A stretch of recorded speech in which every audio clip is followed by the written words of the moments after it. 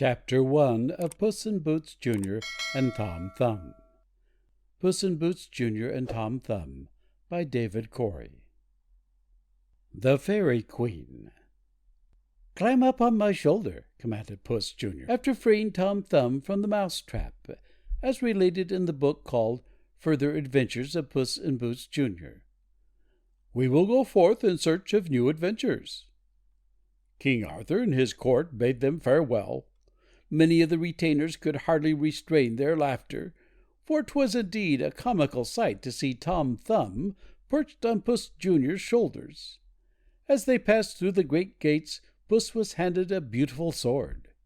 "The good King Arthur bade me give it to you," cried the retainer. "Convey my thanks to his Majesty," replied Puss, and continued on his way. "Where are we going, Puss Jr.?"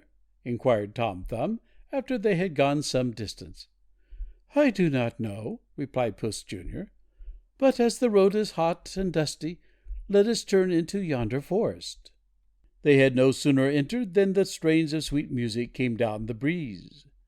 Presently numerous fairies appeared, and one, more beautiful than the rest, waved her little wand and cried, "What ho, Sir Cat and my gallant Tom Thumb!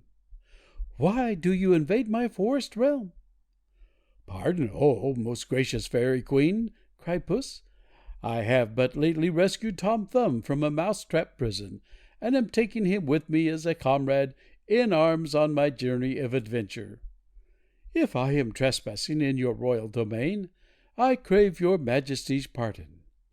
"It is granted, my good Sir Cat," replied the Fairy Queen graciously. "And since you are so polite, let me offer you my aid, for this is an enchanted forest, and if you are set upon traveling through it, it will be well for you to listen to what I have to say." While she was speaking, her many subjects gathered about her, and Puss sat down on a mossy spot, at the same time carefully placing Tom Thumb at his side. "Listen well," cried the Fairy Queen, when every one was seated. "Listen, my two brave travelers.